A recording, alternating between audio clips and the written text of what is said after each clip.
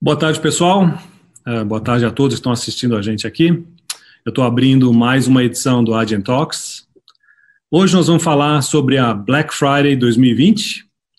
Vamos abordar quais são as expectativas para esse evento em tempos de pandemia. Então, nós vamos discutir o cenário atual, mas também compartilhar dicas e recomendações para vocês varejistas que estão interessados e para vocês poderem se preparar também para essa data comemorativa. Então, ao longo desse bate-papo, não esqueçam de mandar suas perguntas, a gente vai abordando e respondendo ao longo da live. Obviamente, eu não vou fazer isso sozinho, por isso nós trouxemos uma autoridade do varejo brasileiro para participar dessa live. Nesse caso, eu estou falando do Eduardo Terra, Eduardo, que é presidente da SBVC, da Sociedade Brasileira de Varejo e Consumo, e que também atua no Conselho Consultivo do Grupo Boticário, da Ipiranga, da Pets e de outras várias empresas. Tudo bem, Eduardo, como é que você está? Oi, Jean, boa tarde a todos, um prazer estar com vocês aqui, com todo o time da Adyen, falando de varejo, de Black Friday e de transformação digital. Bacana, grande prazer ter você aqui. Eduardo, vamos lá.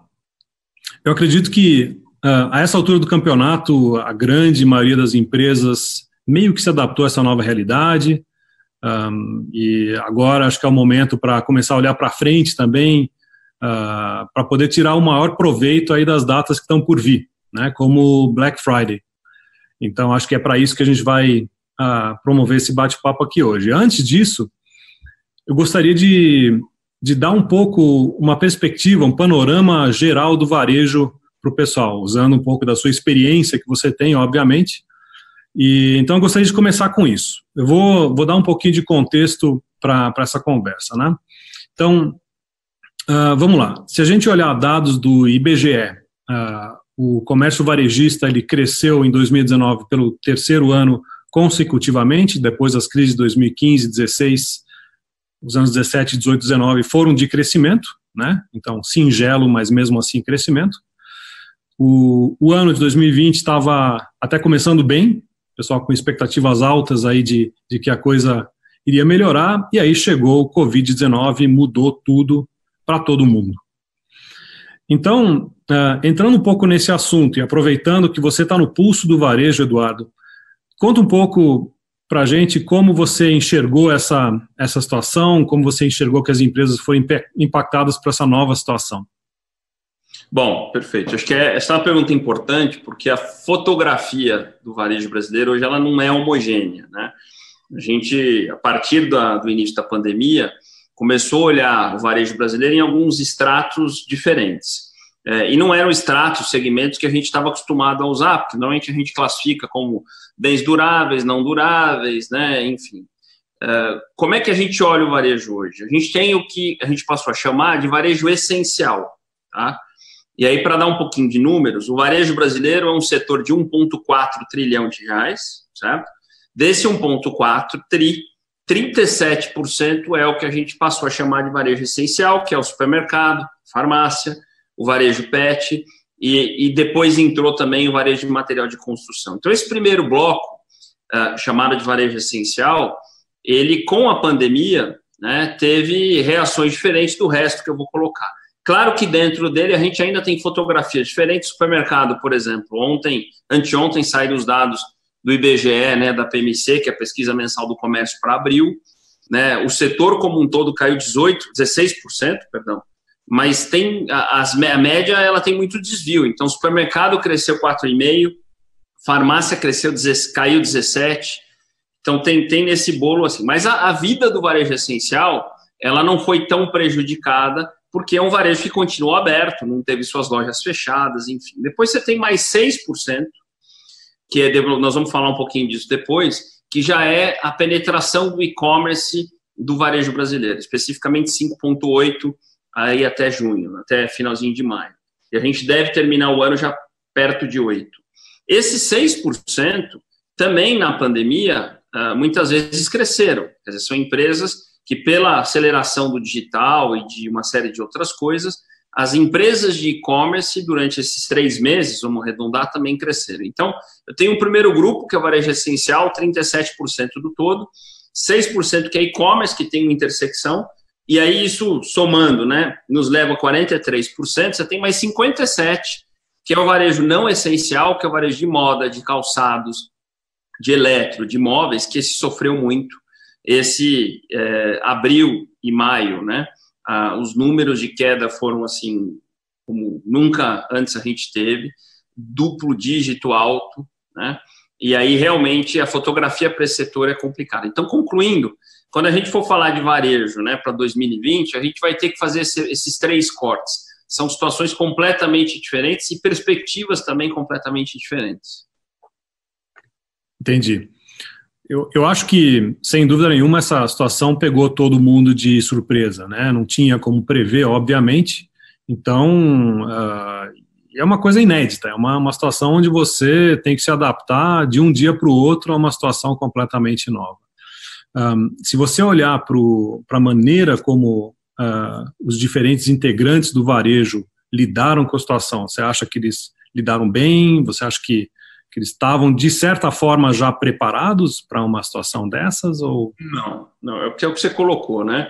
Ninguém imaginava uma tragédia humana global nessa intensidade, nessas proporções. Agora, a resposta das empresas ao problema foi completamente diferente. Aí a gente pode colocar algumas análises nisso. Primeiro, as grandes empresas reagiram mais rápido e melhor pela sua estrutura, pelo acesso à informação, né, talvez por um histórico de saber lidar com eventos como esse. Então, a primeira análise é que me preocupa um pouco o médio e pequeno varejo, que ficou meio perdido no início, né, sem saber o que fazia com caixa, com funcionários, enfim. A segunda análise é que mesmo dentro desse bolo das grandes, enfim, a gente teve empresas, mesmo daquele segmento que teve loja fechada por quase 3 meses, que soube acelerar os canais digitais, né? Acho que tem 2 exemplos aqui que circularam bastante, mas que são muito ricos, que é o da ReHap, né, que transformou todas as suas lojas em hubs de entrega de última milha, né, transformou todo o seu time de vendas em agentes de venda direta, usando ferramentas digitais como o WhatsApp, e conseguiu responder melhor a muitas empresas que ficaram esperando o varejo voltar. A mesma coisa a Reserva. E aí, por trás desses conceitos, tem um varejo, Jean, que para mim morreu. Acho que se tem um fato que a pandemia vai mostrar, independente da gente falar de varejo físico, que ainda é 94% do varejo brasileiro, aquele varejo que abre a loja às 10 da manhã, né, se for um shopping, às 8 da manhã, se for na rua, esperando o cliente chegar para vender, esse varejo morreu. Tá? Para mim, o varejo pós-pandemia é um varejo que continua sendo físico, muitas vezes, mas que tem um time de vendas que usa a loja como base para trazer experimentação para os clientes, usa a loja como base de estoque, mas ele chega para trabalhar e já começa a ativar clientes nos diversos pontos de contato. O WhatsApp é um deles, as redes sociais. Quer dizer, aquela postura passiva de uma loja física que fica esperando o cliente chegar para vender, para mim aquilo morreu. E a gente vai passar por um modelo diferente, onde vendedores, lojas vão ter que ser reinventadas. Então, são tipicamente aqueles varejos que ou não têm os meios ou não têm a escala para apostar em canais digitais e diversificar os canais de distribuição, né?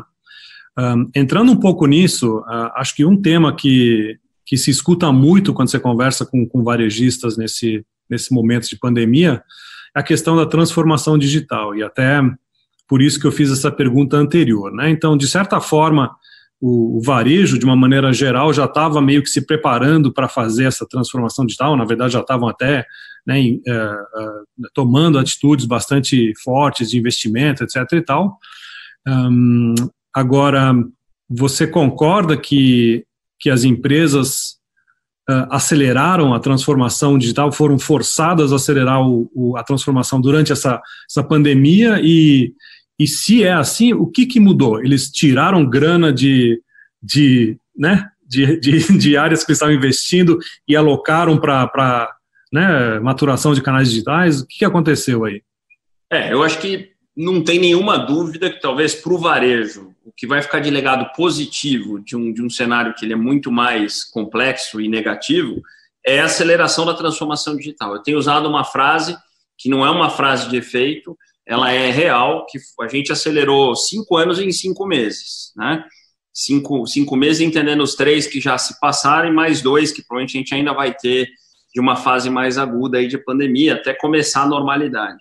Nesses meses, as agendas andaram muito rápida e andaram primeiro por parte do consumidor. A gente não pode só aqui, né, culpar as empresas ou elegê-las como responsáveis por acelerar a transformação digital. Quem gera a transformação digital é o consumidor. E aí é impressionante nesse período como essa agenda andou rápido do ponto de vista do consumidor. Andou rápido em algumas dimensões. Primeiro, gente que nunca tinha comprado online passou a comprar. Eu posso dar um exemplo. Eu fiz uma live recentemente com o Stélio Toda, que é o líder principal do Mercado Livre no Brasil. Só no Mercado Livre foram 5 milhões de clientes novos na América Latina. Então, gente que nunca tinha comprado no meio digital passou a comprar. Gente que comprava um pouquinho passou a comprar muito mais. E gente como eu, que já era um adepto, passou a comprar tudo pela internet.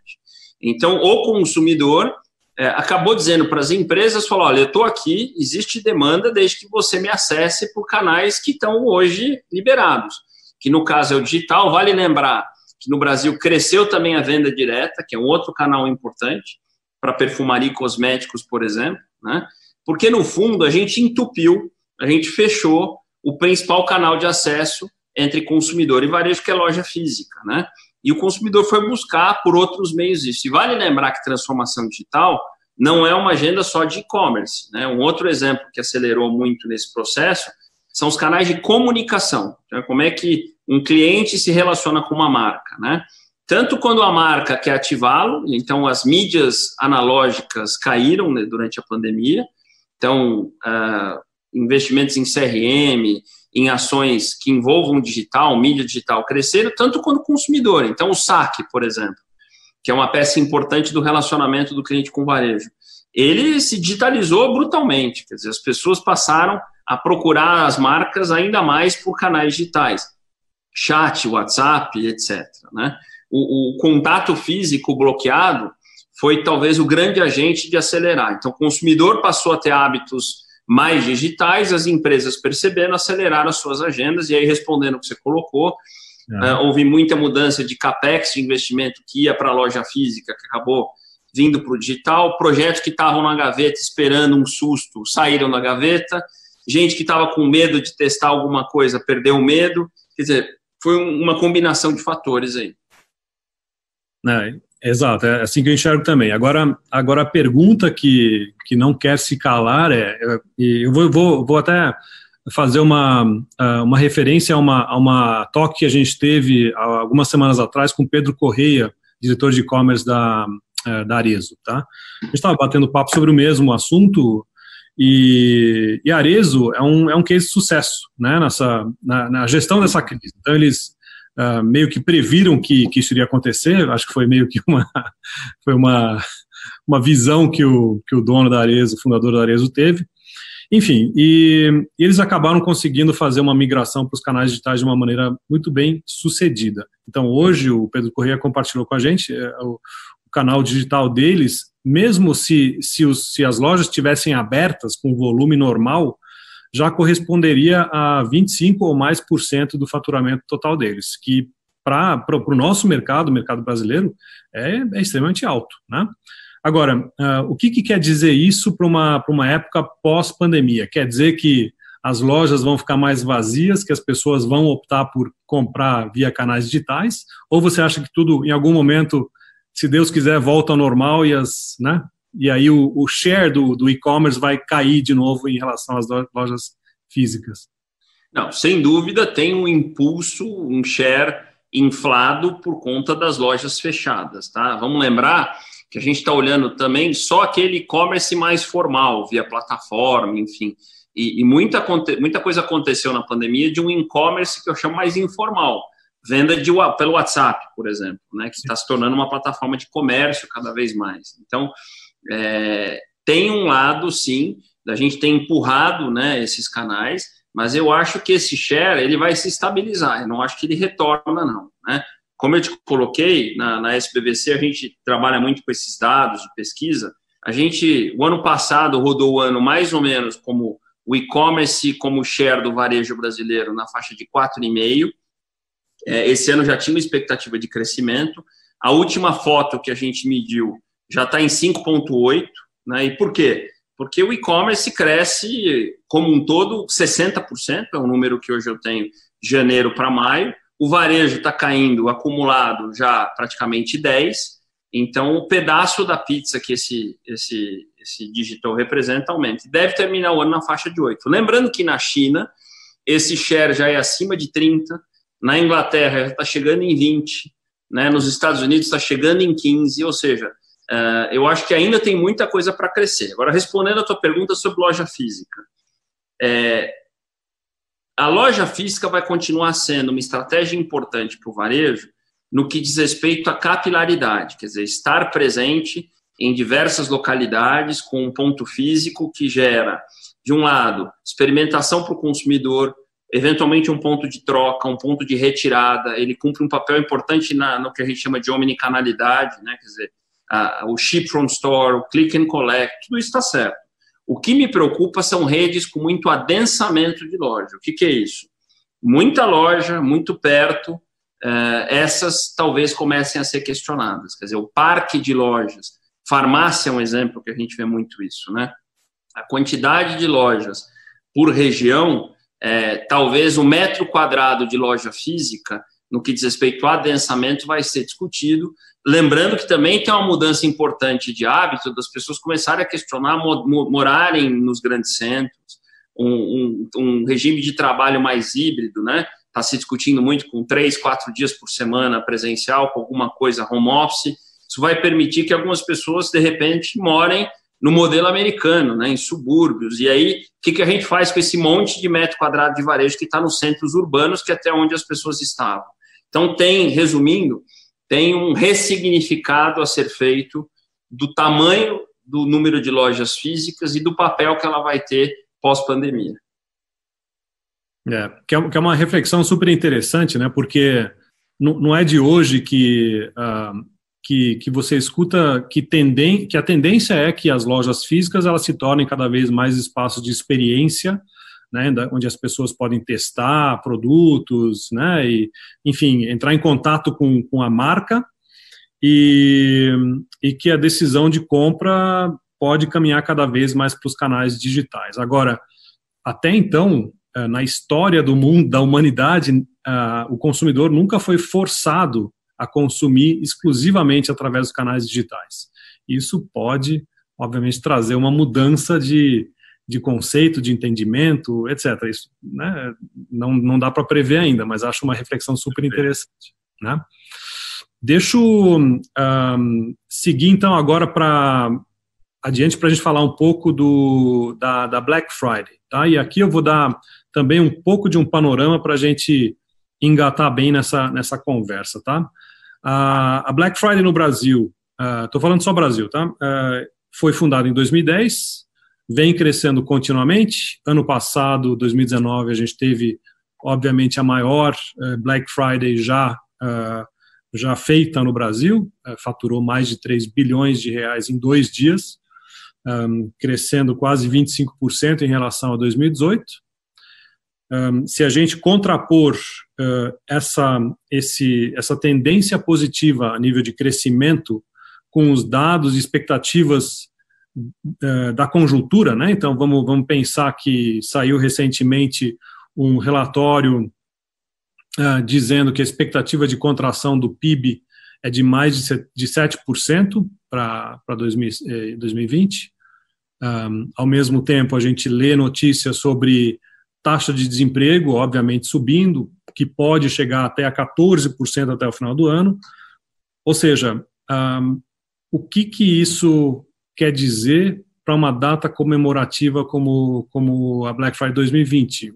Como é que você acha que isso pode impactar essa data tão importante para o varejo? Bom, eu acho que muito bacana a iniciativa da Adyen, da gente começar a discutir Black Friday. Parece cedo, mas já está tarde. Eu vou explicar um pouquinho por quê. Porque é uma data de pico, principalmente para e-commerce, que demanda muito planejamento. A gente viu recentemente aí algumas plataformas dando problema no Dia dos Namorados, que é uma data muito menos crítica, né? Então, acho que está na hora da gente olhar para novembro e começar a desenhar alguns cenários. conforme você colocou, a gente tem aí um histórico nesses últimos 9 anos, indo para o 10º aí, de uma Black Friday sempre crescente. E isso tem uma explicação. Primeiro, ela nasceu uma data de um varejo mais de bens duráveis e de e-commerce, né? O exemplo clássico de Via Varejo, Magazine Luiza vendendo pela internet. Isso, com o passar dos anos, e B2W, né? Isso foi aumentando o leque em 2 perspectivas. Outros segmentos de varejo, então eu me lembro bem que na Black Friday do ano passado tinha um monte de rede de farmácia envelopada de Black Friday, para dar um exemplo de para onde foi a Black Friday. Quer dizer, ela saiu daquilo que é tradicionalmente o varejo mais ofertado, né? Então, a moda, o calçado, o eletro, enfim, ela transcendeu um pouco os setores. E, principalmente, ela deixou de ser uma data do varejo online. Ela também passou a ser uma data do varejo físico. Ela ganhou a simpatia do consumidor, então ela cresceu. Olhando para desse ano, eu acho que eu vejo 2 perspectivas, tá? Com o segundo semestre sinalizando aí uma série de dificuldades, né, de venda em função do emprego, da renda e de todo o cenário que a gente já colocou, apesar da gente ter feito uma espécie de um colchão para isso, né, com todas as atrapalhadas aí que a gente sabe, mas a MP 936 e os R$600 aí de ajuda foram muito importantes para que a gente não tivesse, de um lado, muita demissão e, do outro, um problema grave de renda, né? Isso criou um colchão que para o varejo está sendo importante. Pode ter certeza, eu já fiz muitas essas análises nas empresas que eu estou em conselho, não fosse a 936, né, que é aquela medida provisória que permite o afastamento, a redução da jornada, e os R$600, a tragédia do varejo brasileiro estaria muito maior, tá? Ela ainda é grande. Então, voltando para Black Friday, só que isso vai acabar uma hora, né, então isso não vai durar até novembro.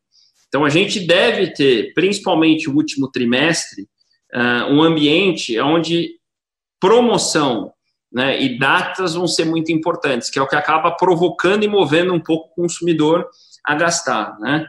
Quando você está, né, com a coisa muito difícil, com problemas de renda, de emprego, você tem que provocar ainda mais o consumidor para que ele gaste. Então, nesse sentido, a Black Friday deve ser fundamental. Agora, para concluir, a minha grande preocupação é entender se em novembro, tá, nós estamos falando de Black Friday, nós estaremos já com o varejo físico na total normalidade. Eu espero que sim, tá? A perspectiva é que sim, talvez não 100% ou não. Por quê? Porque isso vai ditar muito o tamanho da Black Friday no e-commerce, né? Se a gente tiver por N questões, né, uma extensão aí de quarentena, né, uma continuidade de restrição de horário de funcionamento de varejo físico, no momento da Black Friday, a expectativa é que o volume vá muito para o online, e aí a gente sabe que esse volume tem que ser dimensionado, tem que ser pensado para que no dia a gente não tenha plataformas caindo, com problemas técnicos, enfim. Sim. Você acredita que talvez até um certo ponto exista uma demanda reprimida, né? Porque lembrando que a familiaridade com os canais digitais aqui no Brasil ainda é relativamente baixa. Então, muitas pessoas não buscam canais digitais para fazer suas compras, principalmente em eventos desses. Então, eu imagino que possa existir até uma demanda represada que possa surgir numa data dessas, onde, né, surgem promoções bastante atraentes. Sem dúvida. Eu acho que a gente já vai começar a ver isso a partir de julho, né, quando a reabertura vai estar mais clara, e a gente já vê nos primeiros sinais uma certa ansiedade do consumidor, especialmente em algumas categorias que o digital não abraça tão bem, em voltar para o varejo físico e sair comprando. De novo, a preocupação é entender o tamanho do estrago macroeconômico que a gente vai ter no segundo semestre, e isso vai depender muito, né, das medidas aí da mão do governo de poder continuar estendendo, de um lado para as pessoas a ajuda, né, de renda, do outro para as empresas as medidas como a 936, que segura e garante mais o emprego, e do outro o crédito, né?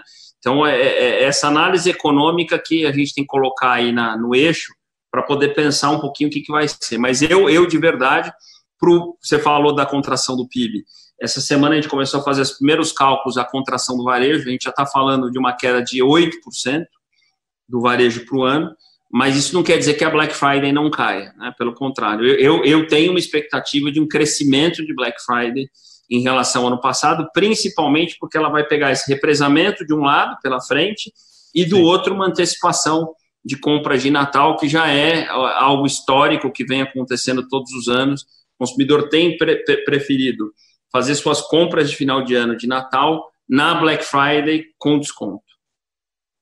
Interessante.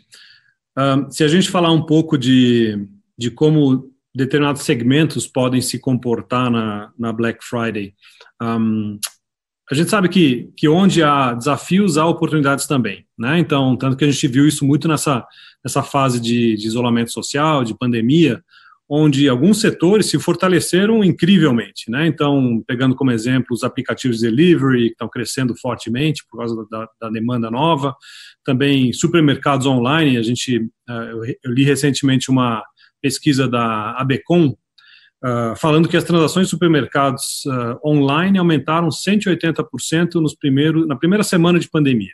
Ou seja, né, teve uma alavancagem aí de demanda para supermercados online.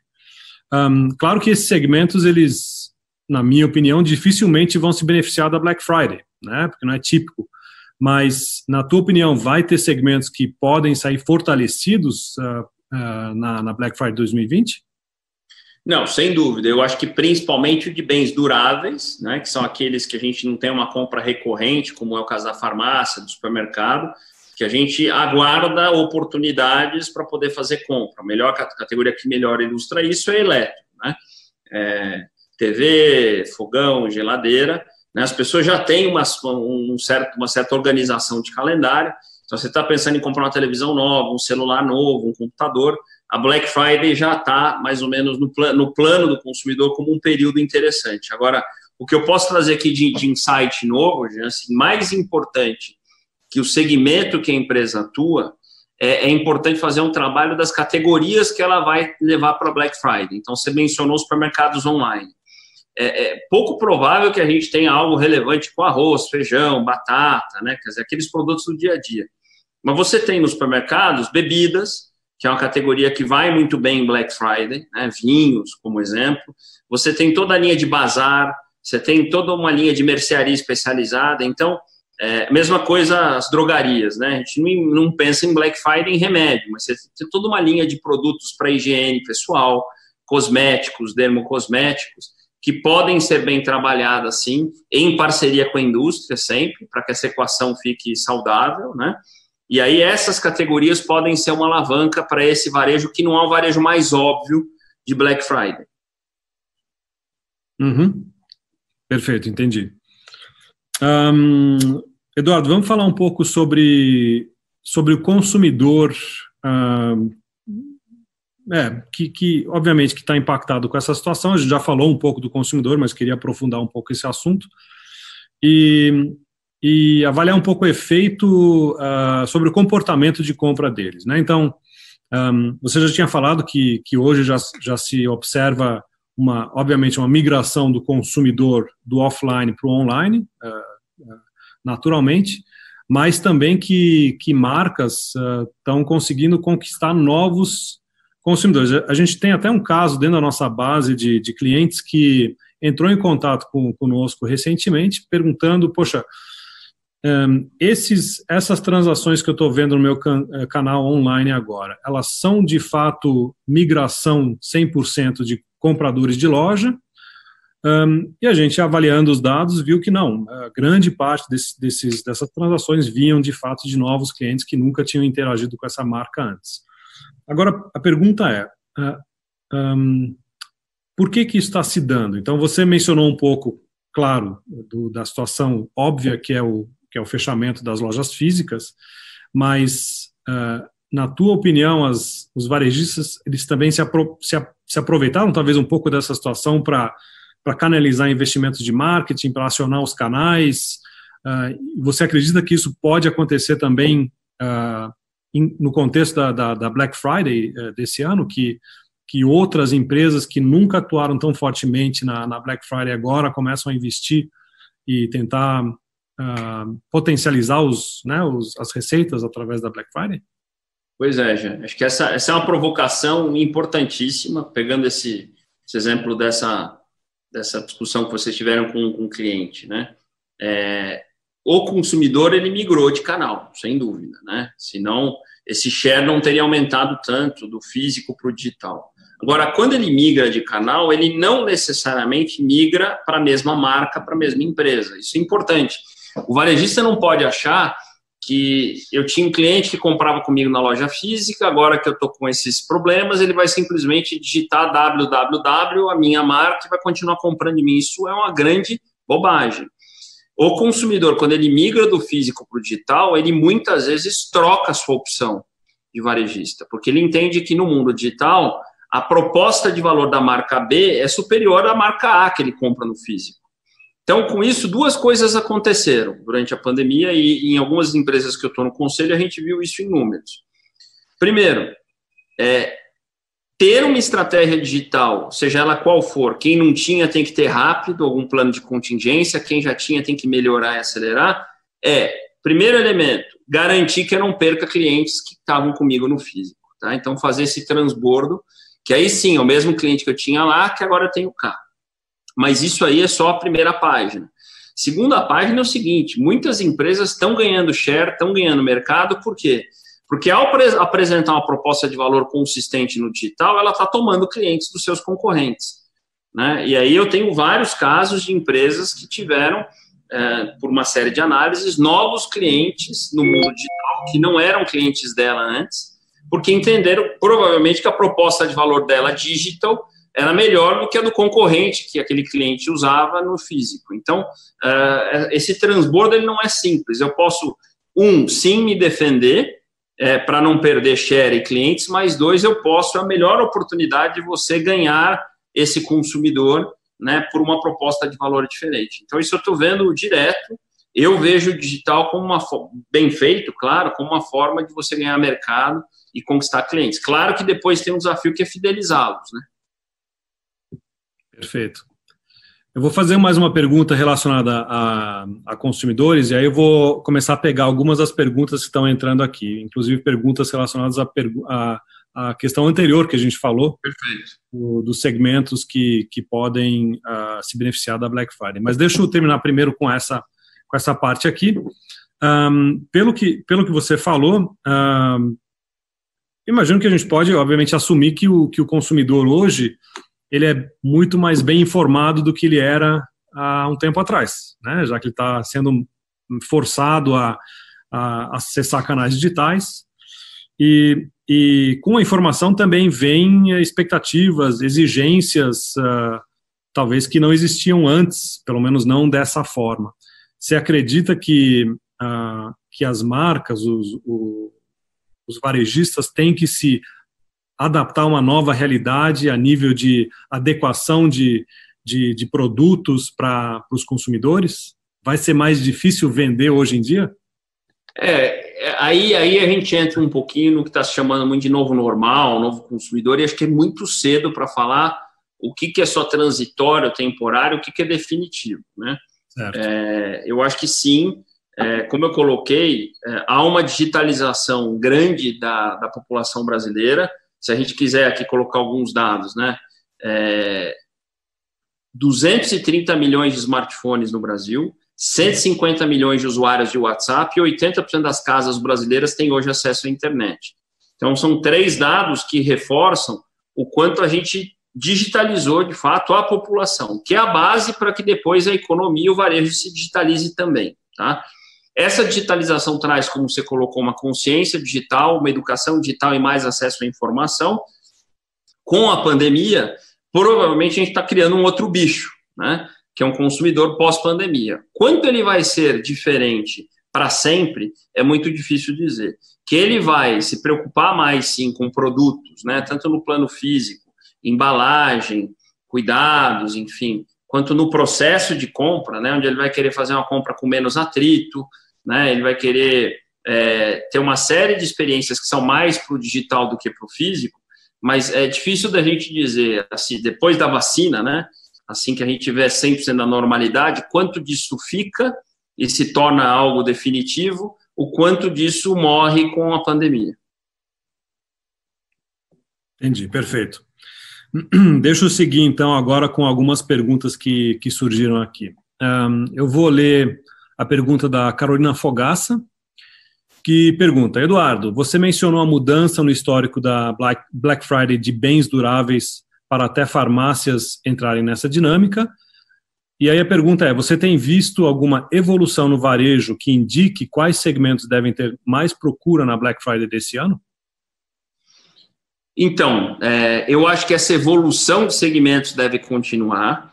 Eu acho que o envolvimento das empresas com a Black Friday deve aumentar. Vamos lembrar que a empresa precisa comprar a data, né? Ela precisa entender que a data é relevante, fazer um planejamento comercial, enfim.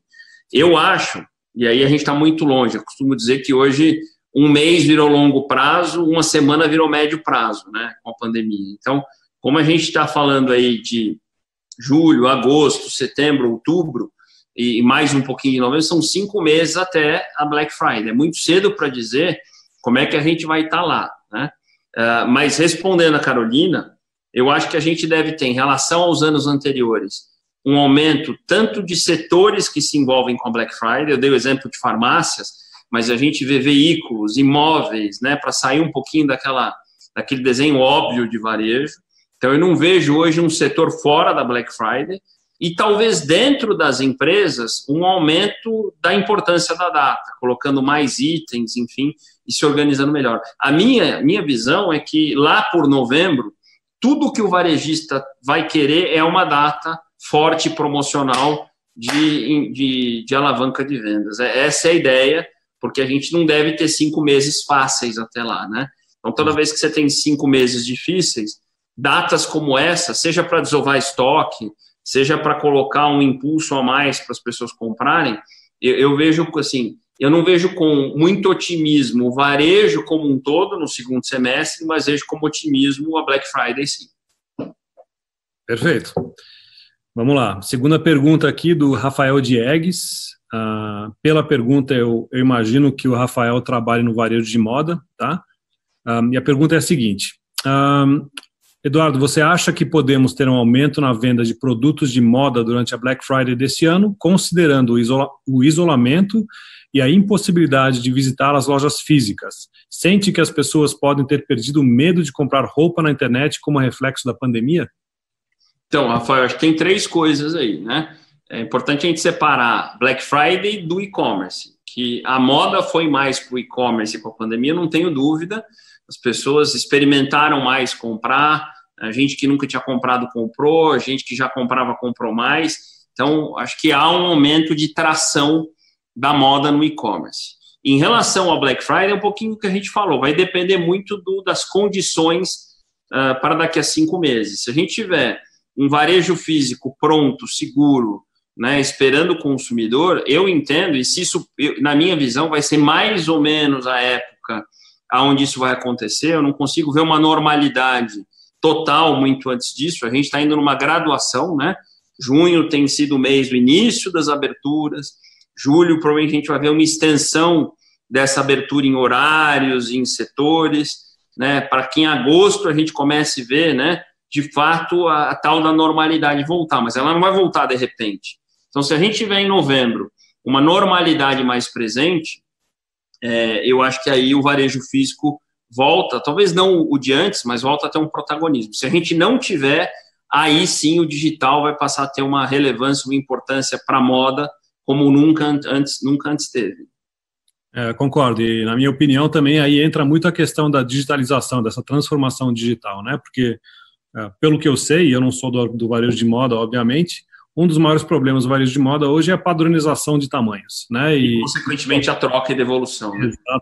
Exatamente. Então, a não ser que a indústria do varejo de moda ache uma maneira de padronizar tamanhos, ou de pelo menos desenvolver ferramentas que permitam que as pessoas, num cenário virtual, provem os produtos em tamanho real, né? A coisa pode demorar um pouco ainda, na minha opinião. Mas você quer ver o que cresceu demais na pandemia, justamente por isso? Eu não estou falando só de lojinha do bairro, não. A tal da venda pela mala, né? As marcas mandam para a casa do consumidor um conjunto de peças, nós estamos falando de moda, né? esse consumidor tem um tempo, tem alguns dias para experimentar, testar, né? E ele devolve o que ele não quer, o que ele quer, ele compra. Isso tem funcionado muito, porque isso resolve esse problema que você colocou, né? De você poder tocar, experimentar, é como se eu mandasse um pedaço da loja para a casa do cliente. Claro que você faz isso com garantia, com cartão envolvido, né? Tem toda uma camada de pagamento que tem que sustentar uma operação dessa, para você poder fazer com alguma escala, né? Mas você já tem muito varejo que é quase uma consignação para quebrar essa barreira de experimentar, trocar, enfim. Uhum. Perfeito. Deixa eu passar, então, para frente agora e entrar um pouco na questão do e agora, né? O que nós, varejistas, devemos fazer? Por isso eu gostaria de pedir para você, Eduardo, dicas, recomendações. Se a gente olha para como as empresas lidaram com a situação que surgiu agora no decorrer desse ano, antes de mais nada, você acha que elas poderiam ter feito alguma coisa melhor ou diferente do que elas fizeram, de maneira geral? E por outro lado também, o que você acha que deu certo, que funcionou bem nessa situação fora do normal? Hoje a gente já consegue, com quase 3 meses, né, de pandemia, né, no Brasil, mais crítica, né, quando começou de fato a quarentena, a gente já consegue falar um pouquinho da prática para a teoria, né, quer dizer, um pouquinho do que empresas que conduziram bem o processo versus empresas que poderiam ter conduzido melhor. Sem dúvida, a agenda que funcionou foi uma agenda que, demonstrou cuidado com o seu time, com os seus funcionários. 2, não deixou de falar com seus consumidores, e a narrativa da pandemia não era uma narrativa do tipo compre comigo, era uma narrativa mais de informação, né, das marcas, de novo, eu estou aqui, eu existo, olha o que eu estou fazendo. Isso muitas marcas fizeram bem, e somado a isso, há uma aceleração de tudo que fosse possível de iniciativa digital, né, iniciativa simples, né.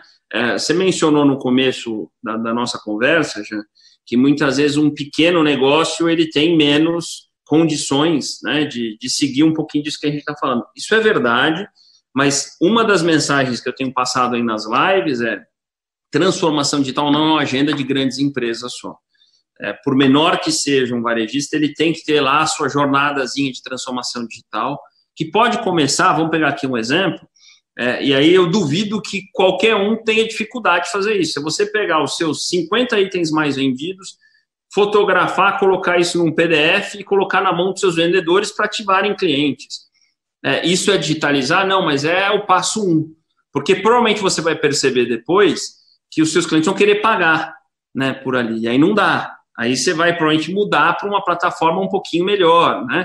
Então, mas tem que começar, tem que dar o primeiro passo. Muita empresa acordou para a transformação digital nesse período, porque aí, acho que uma frase importante: a pandemia não trouxe muito novas tendências, ela acelerou tendências que a gente já tinha. Quer dizer, a transformação digital era uma agenda que a gente já discutia há alguns anos. O que a pandemia fez foi servir como um catalisador, né, que acelerou muito essa agenda nas empresas. Concordo plenamente. E agora para a pergunta de $1 milhão, não, talvez $1 bilhão, então. Vamos ver se você responder, né? Tanto empresas veteranas da Black Friday, quanto as empresas novatas, né, que talvez agora vão se deparar pela primeira vez com a Black Friday, elas erram e acertam, né, e elas têm que se preparar. Elas ainda têm um pouco de tempo para se prepararem para essa data que está por vir aí em novembro. O que você recomendaria, ou quais dicas você daria para essas empresas tocarem a partir de segunda-feira agora da semana que vem? 2 coisas bem objetivas. Muito planejamento, porque é uma data que demanda, e eu não estou falando só de tecnologia, estou falando comercial, né? O planejamento comercial da Black Friday é agora, né?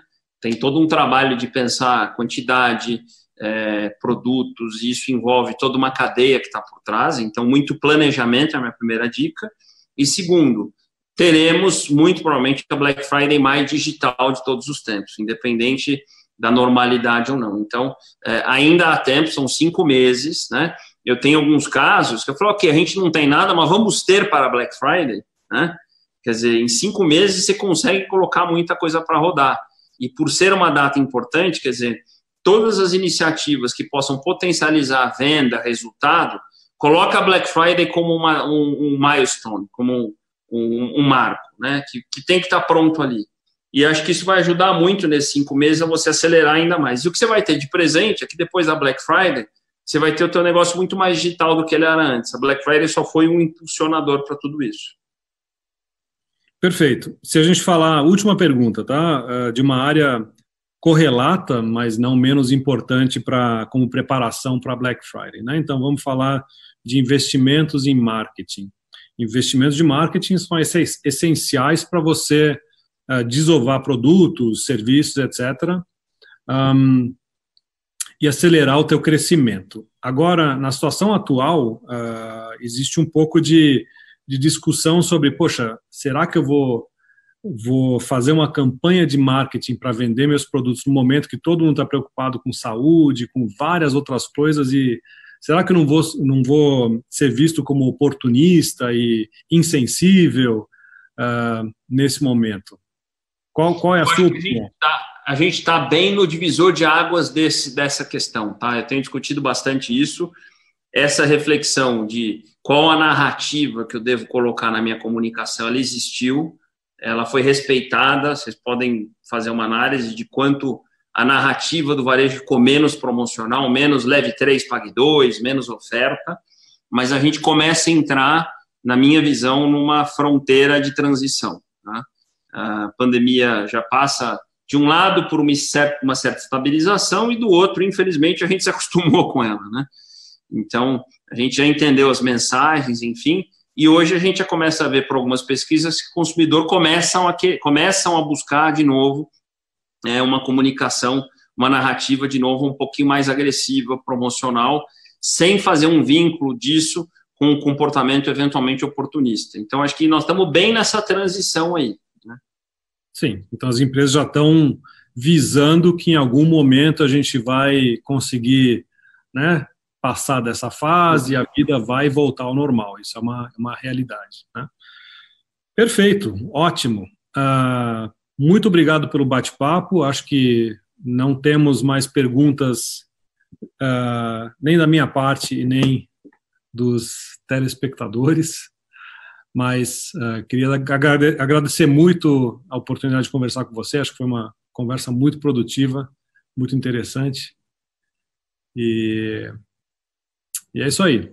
Obrigado, Jean. Obrigado. Estou vendo que o Renato está lá também. Todo o time da Adyen, né, que já tivemos algumas vezes juntos em diversas oportunidades.